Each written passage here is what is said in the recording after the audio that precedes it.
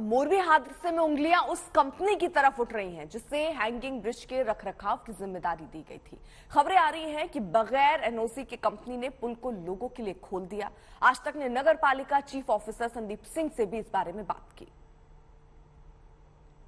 उस पुल की पूरी चेकिंग करते कि संदीप जी, ये बताइए मुझे कि ये जो पुल है ये कब मतलब रेनोवेशन का काम चल रहा था, तो आप लोग का एस्टिमेट कब था, कब ये जनता के लिए खोला जाना था?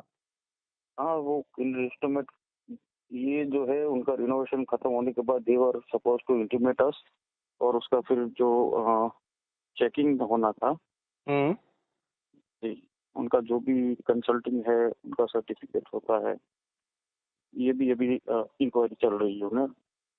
तो मतलब रेनोवेशन के बाद वो ये रेनोवेशन कंप्लीट हो गया, कंपनी ने ये भी जानकारी आपको नहीं दी?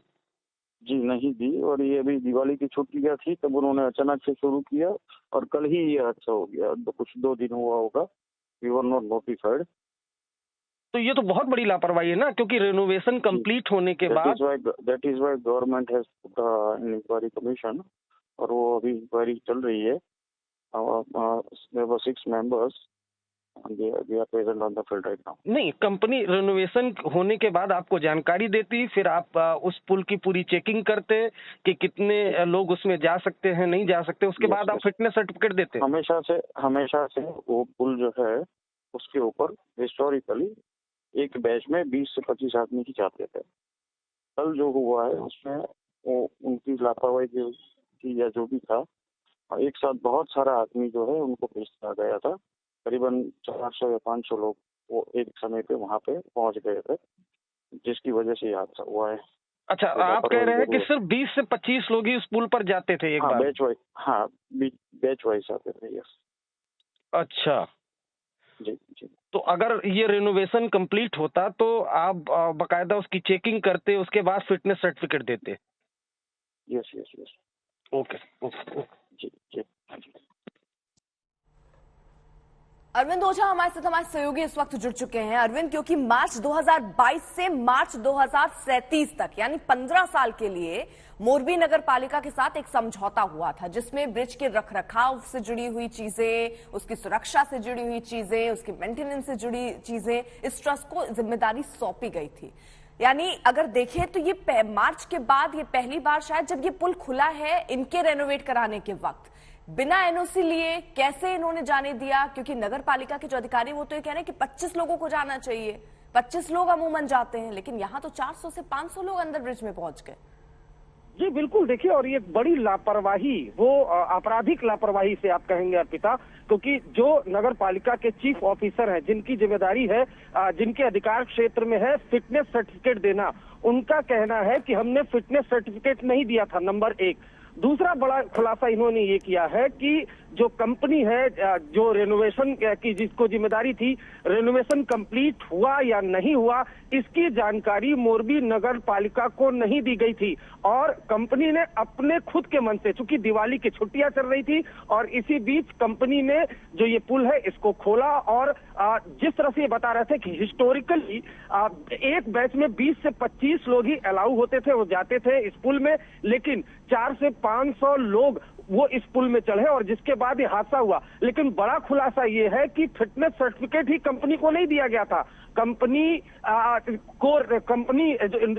की जिम्मेदारी थी कि अगर रेनोवेशन कंप्लीट हो गया तो नगर पालिका को बाकायदा इसके बारे में जानकारी दी जाती, उसके बाद इस पुल का निरीक्षण किया जाता, जांच परख होती, उसके बाद कितने लोग इस पुल में जा सकते हैं, क्या पुल जाने आने लायक है या नहीं है, ये तमाम चीजें जांची और परखी जाती, उसके बाद फिटनेस सर्टिफिकेट दिया जाता, जिसके बाद ही लोग इस पर आ जा सकते थे। लेकिन ये सीधे सीधे जो कंपनी की जिम्मेदारी थी इस रेनोवेशन की, इस पुल के, वो कंपनी कहीं न कहीं, जिस तरह से संदीप सिंह जो नगर पालिका के चीफ ऑफिसर हैं, जिन्होंने आज तक से एक्सक्लूसिव बातचीत में इस बात का खुलासा किया है कि फिटनेस सर्टिफिकेट नहीं दिया गया था, साथ ही साथ जो कंपनी जिस पर जिम्मेदारी थी रेनोवेशन की, वो रेनोवेशन कंप्लीट हो गया, इसके बारे में भी जानकारी नगर पालिका को नहीं दी गई, और जो दिवाली की छुट्टियां थी इसी बीच अचानक से उस पुल को आम लोगों के लिए खोल दिया गया। बैच में 20 से 25 लोग ही हिस्टोरिकली जाते थे, लेकिन यहाँ 4 से 500 लोग चढ़े और जिसकी वजह से हादसा हुआ। जांच कमेटी जरूर बैठाई गई है और जो ये बयान नगर पालिका के चीफ ऑफिसर ने दिया, जाहिर सी बात है इन बयानों को देखिए भी ये जोड़ा तमाम जाएगा, लेकिन सवाल फिर क्योंकि अभी एसआईटी का गठन भी कर दिया गया है, 5 सदस्य उसमें होंगे जो इस पूरे मामले पर अब जांच भी करेंगे कि किसकी जिम्मेदारी बनती है, किसकी एक छोटी सी लापरवाही की वजह से 100 से ज्यादा लोगों की मौत हो गई है। लेकिन सीधे आपको लिए चलते हैं जरा ग्राउंड पर। आशुतोष हमारे साथ वहां से हमारे सहयोगी मौजूद हैं। आशुतोष, जरा सबसे पहले वहां पर किस तरीके के अभी हालात बने हुए हैं, क्योंकि परिवार के वो लोग जिनके अपनों का अभी तक पता नहीं चल पाया वो वहां जरूर होंगे और वो जानना चाह रहे होंगे कि कहां है, किस तरीके से रेस्क्यू ऑपरेशन इस वक्त चल रहा है। बस उन्हीं को तलाशने की कोशिश की जा रही है अर्पिता। बीती रात से जो ऑपरेशन चला था और ये अंदाजा था कि ये कई घंटे तक चलेगा, लगभग 15 घंटे का समय बीत चुका है और अब आखिरी चरण में है पूरा ऑपरेशन।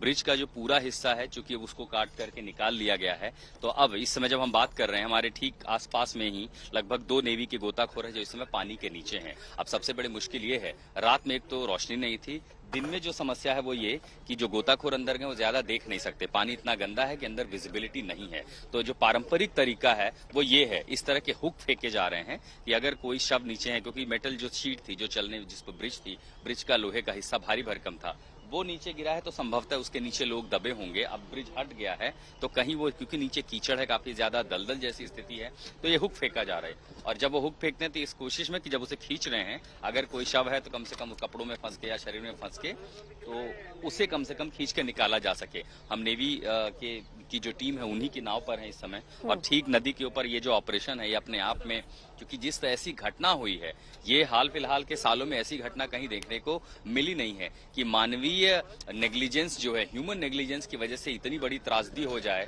कि कितने सारे लोग मारे जाते हैं, 100 से ज्यादा का आंकड़ा पार कर जाता है मरने वालों का, घायल अस्पताल में हैं और अब उनको कोशिश की जा रही है कि जो गुमशुदा है कम से कम उनके शव निकाले जा सकें।